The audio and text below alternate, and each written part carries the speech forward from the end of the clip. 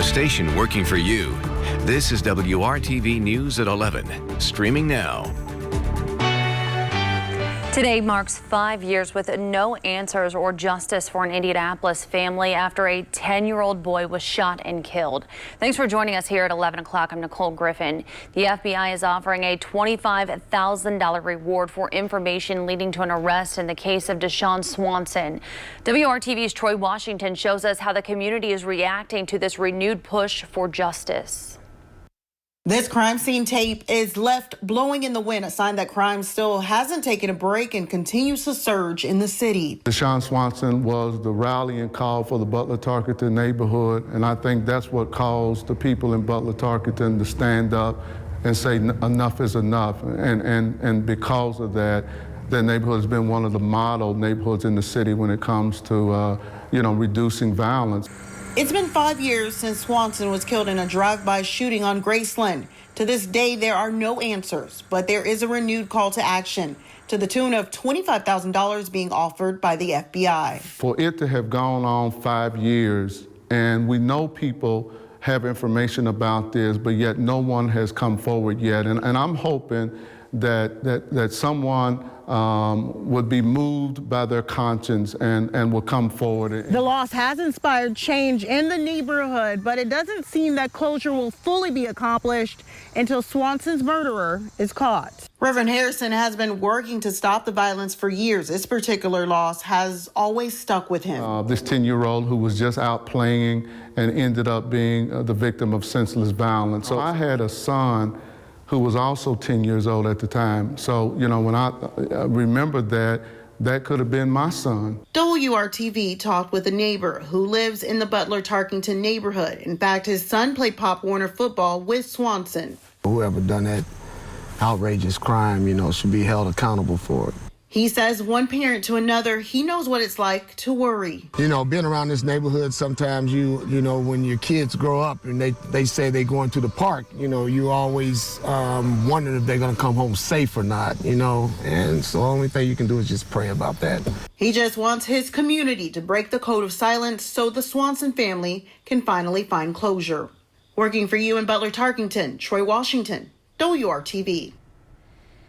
Troy, thank you. And the fourth grader wanted to become a professional basketball player when he grew up. The $25,000 reward being offered is through Operation Legend. That's a federal effort announced just last month to reduce gun violence in Indianapolis. New at 11, a vigil held tonight in Muncie honored the life of Justice Ruth Bader Ginsburg. Organizers say it was a chance for those who loved her to gather and grieve together. Janine Lee Lake is the Democratic candidate for Congress in the 6th District. She organized tonight's vigil. She says by being together tonight, she hopes it will help people begin to heal, organize, and mobilize for change. Justice Ginsburg truly was such a graceful and intelligent and wise person, and I think that her demeanor, her calm, her compassion, her courage was really what influenced so many people throughout the world. My hopes is that we're able to just lend an ear of support and just kind of honor her tonight. Incumbent Representative Greg Pence is responding to Justice Ginsburg's passing as well. In a tweet, he says, "Rest in peace, Ruth Bader Ginsburg, a dedicated Supreme Court justice who lived a life of service. My prayers and condolences to her family and loved ones." Almost immediately after news of Ginsburg's death, tributes started pouring in and the battle over filling her seat on the high court began. Mourners are gathering outside the Supreme Court to pay tribute, and prominent Americans such as former President Obama are sending tweets and other messages expressing sympathy. Meanwhile, the battle to fill her seat is taking the spotlight. Joe Biden tweeted today, quote, "The Supreme Court is on the ballot and the outcome will impact everything from health care to civil rights," end quote. At his rally in Fayetteville, North Carolina, President Trump praised Ginsburg's legacy, but also vowed to nominate a new justice to the Supreme Court. It says the president is supposed to fill the seat, right? And that's what we're going to do. We're going to fill the seat. Senator Mitch McConnell issued a statement saying President Trump's nominee will receive a vote on the floor of the United States Senate. That's a reversal of his 2016 position when he refused to consider President Obama's nominee, Merrick Garland, after Justice Antonin Scalia died that February. New York Governor Andrew Cuomo directed landmarks across his state to be lit up with blue, the color of justice, and announced that Ginsburg will be honored with a statue in her hometown of Brooklyn. A big new development tonight. A proposal presented by Indiana Sports Corp could bring a single site or bubble college basketball tournament to the Indiana Convention Center this winter.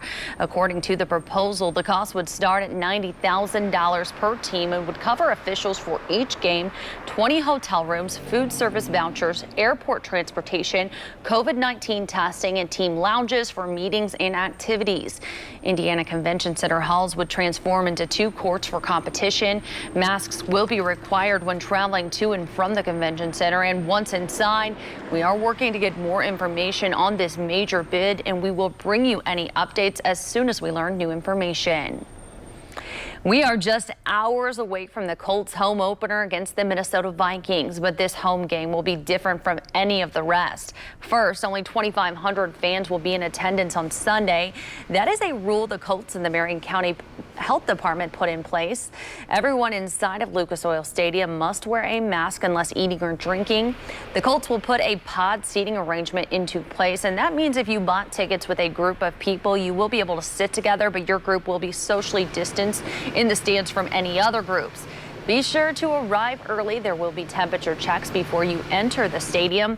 The Colts and the Vikings will kick off at 1 o'clock on Sunday afternoon.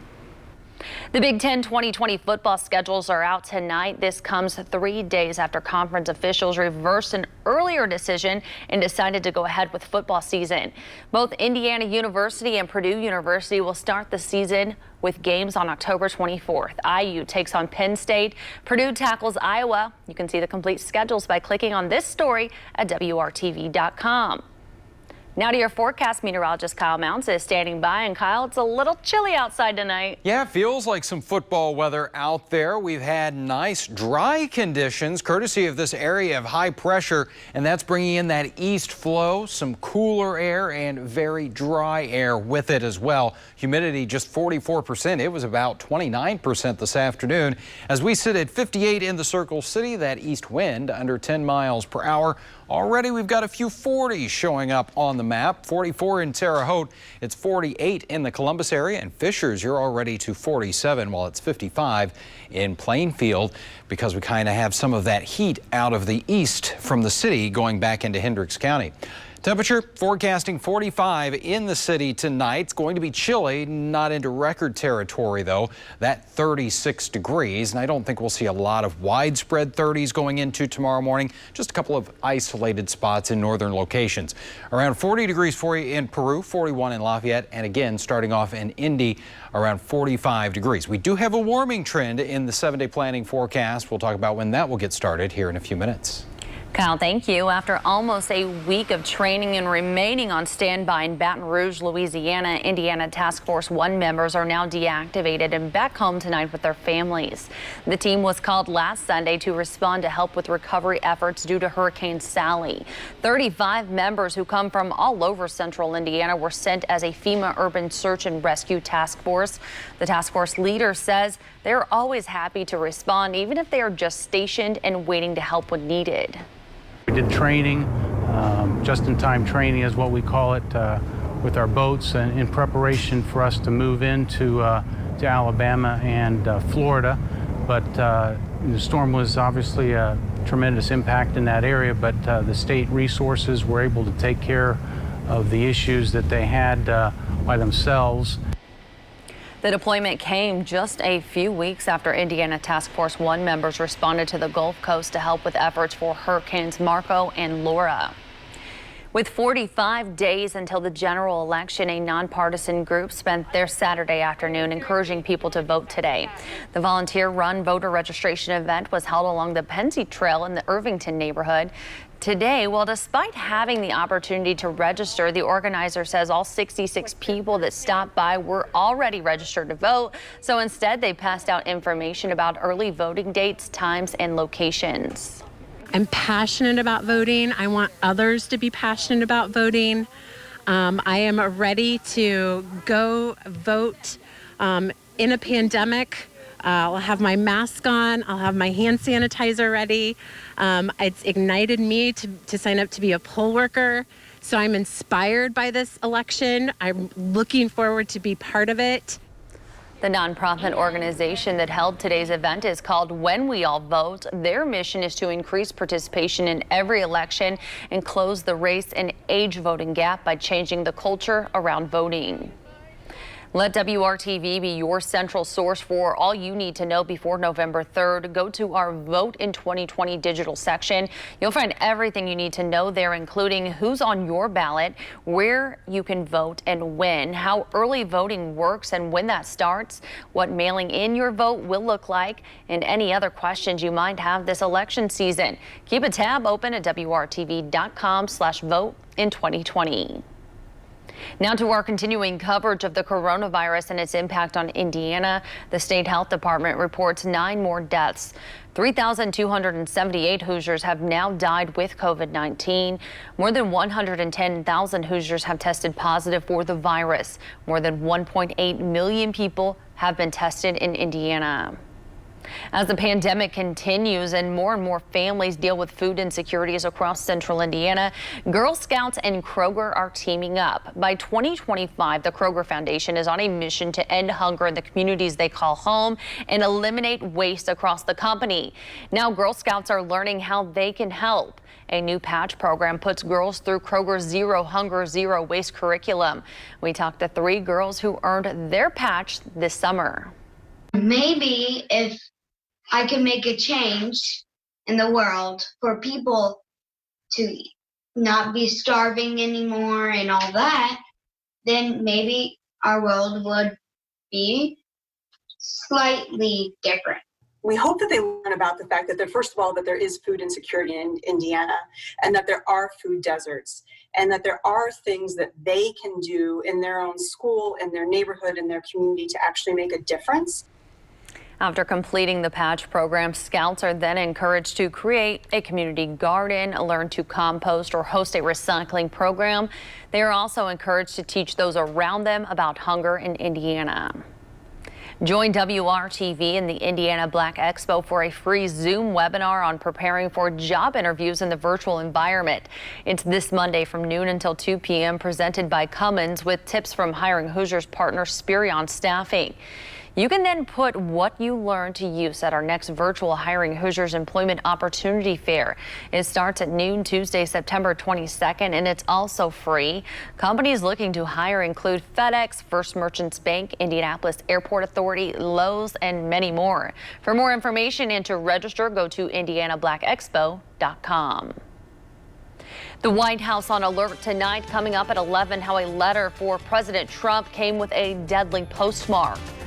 And we've hardly had any rain in the last several weeks, and it's taking a toll on our landscape. And in at least 2 Indiana counties, conditions are getting downright dangerous. We'll explain straight ahead.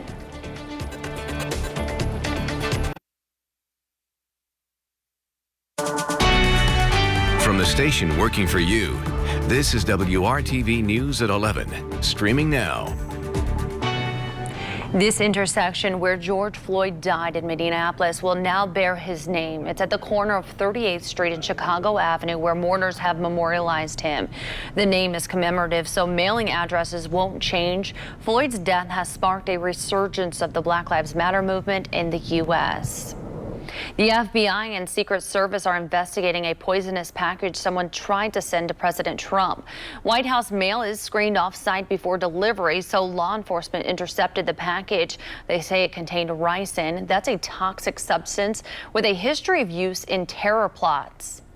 American users are flocking to TikTok and WeChat ahead of a ban of downloading them that starts on Sunday.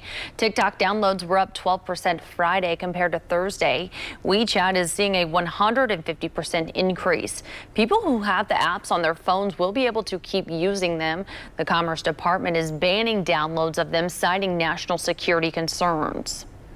A model that predicts the number of coronavirus deaths in the U.S. is changing course. It's now forecasting fewer deaths in January than it previously expected. We are talking about the Institute for Health Metrics and Evaluation at the University of Washington. This week, it predicted that the U.S. would most likely see more than 378,000 deaths from COVID-19 by January 1st. Last week, that number was more than 415,000. The forecasts have varied depending on mask usage. Disney plans to reopen one of its water parks next year. The Walt Disney World Resort has two water parks, the Blizzard Beachfront and the Typhoon Lagoon Park. The company has not said which park they would start accepting guests at, but they are floating that it could happen on March 7th, 2021. They say the government first has to approve the reopening. Tonight, 2 counties in Indiana have burn bans in place due to the dry weather and the risk for fires. That ban is in effect for Martin and Lawrence County. The state fire marshal is putting out a warning for everyone to take precautions, especially if you plan on activities like grilling, campfires, burning limbs or branches, or even setting off fireworks. There is a potential to cause a large fire. The fire marshal says you need to make sure you have water nearby and a way to extinguish a fire if one starts.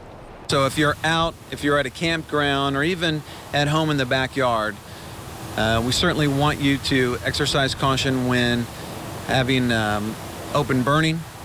Certainly look at your local guidelines for local burning in your communities. Some of the suggestions are a burn pit. Also, we would suggest a mesh screen over the top to cut down on embers that might be flying away. Well, here's a look now at the drought monitor map from the Indiana Department of Homeland Security. You can see here it shows a majority of the state under abnormally dry conditions. And Kyle, many people are probably wondering, when are we going to see some rain? Yeah, and Nicole, it's going to be a little while longer here. It looks like this dry weather pattern is going to continue as we round out summer and head into fall. Officially, it arrives on Tuesday, the 22nd. Although it's felt like fall here this weekend. We had many locations this morning starting off in the 30s, so you might have had to turn on that heat or certainly just grab that jacket if you were out earlier today. And temperatures are going to be cool again tonight. We're already into the 40s for you in Kokomo and Columbus at 48, 10 degrees warmer in the city and 50 degrees in the Muncie area. Those temperatures will continue to tumble here tonight. Again, I think around 45 degrees in Indianapolis. We'll find many outlying areas in the lower half of the 40s going into our Sunday morning, as those skies are going to stay clear for us. TrueCast, the big picture here, because there's not a whole lot going on. You can see there is a tropical system there in the northern Gulf of Mexico, but not only is it quiet here at home, but really a big chunk of the country here. You notice as we go through tomorrow afternoon, maybe a few clouds out there, especially as we work our way across the northern part of the state. But it has been dry for a while, as Nicole alluded to here. It has now been more than a month since we have had really appreciable, measurable rain in central Indiana. For Indianapolis, 0.85 inches of rain fell on August 18th. Since then, only 0.04 of an inch of rain, and that's why the ground is so parched and needing some rainfall. We are not going to get any Sunday, but we will have some nice blue skies for the Colts home opener there. The window, roof, both will be open for us. Temperatures 61 degrees at 11 a.m. We'll get to 67 at 1 o'clock and keep those sunny skies going with temperatures that will once again return to the 70s here. 73 degrees in Indianapolis for that afternoon high. Puts us a little closer to average for this time of year. 72 for you in the Muncie area, and it is a warming trend that's going to be building for the week ahead here. The average high, that continues to fall now as we get into some of the cooler months. It's 76 degrees for the high on average, but we will actually see a few numbers getting closer to that 80-degree mark as we go into next week. So summer not quite done. Don't need to put away the shorts just yet. We talked about that tropical system in the northern Gulf of Mexico. Here it is, Beta. Yeah, we've actually had to switch over to the Greek alphabet because there have been so many storms in the Atlantic and the Gulf of Mexico this year. Only the second time we've done that. Last time was 2005, back when we had Katrina in the mix there. But this is a very slow-moving storm. Looks like it'll be a tropical storm that next week will make some landfall there across Texas, and then it's still hanging out into Louisiana as we get toward the middle of next week. We are not going to be seeing any rain or influence from that system, though, as we keep dry conditions here in our 7-day planning forecast. There are those moderating temperatures, close to 80 degrees by Tuesday. We'll see maybe just a few more clouds, but still a lot of sunshine over the next 7 days, with highs around 80 degrees right on into next weekend. All right, Kyle, thank you. Well, it is the first chance IndyCar fans will get this year to get inside the track and be part of the action. Coming up, how the Speedway still plans to keep measures in place to make it safe.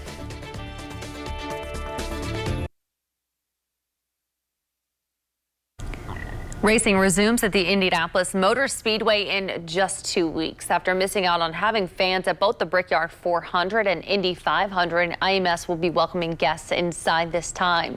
Brad Brown has a look at the plan and how it all came together. This summer, there was an eerie emptiness for the two biggest weekends at the Indianapolis Motor Speedway. But this fall, fans will be back in the stands.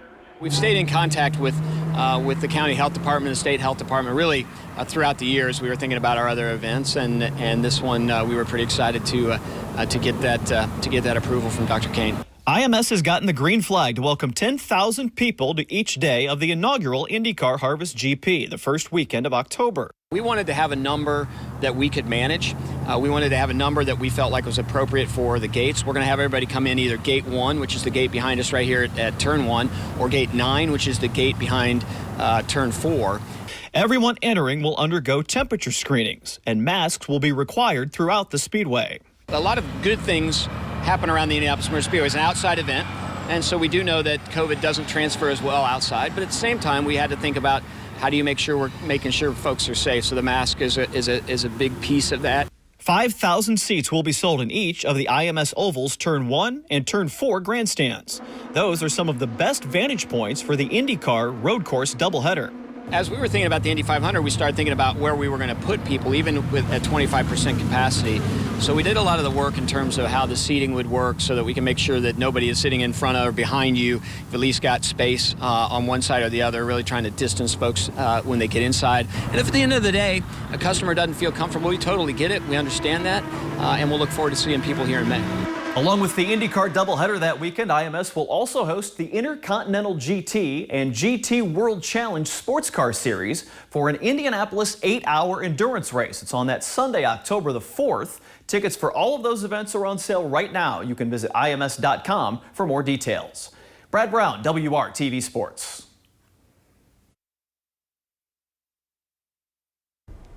There won't be a red carpet for the stars who usually glam it up for television's biggest night, but we will get a chance to peek into their living rooms in an Emmy Awards show like no other. Hollywood's biggest stars won't be taking center stage from Staples Center, but instead from home. The Television Academy issued cameras to each nominee, sending 130 of them to 20 cities and 10 countries. But one thing will be the same. Veteran host Jimmy Kimmel is back. Also, think about just trying to Zoom with your grandparents, and now imagine that we've got 150 celebrities who haven't made themselves lunch in like 19 years. Many of them are now trying to connect technically to an award show. Tomorrow's primetime show on WRTV is the final night of the Emmy Awards season. You can watch it live starting at 8 p.m. Now, this is a feel-good and taste-good story. More than 250 customers paid for each other's food at Dairy Queen in Virginia. The general manager says it started early in the morning. A customer decided to pay it forward at the drive-thru, and then hundreds of people behind that person returned the favor for the next customer in line. Janie Fleck manages the location, and Stacy Hoax is a customer there.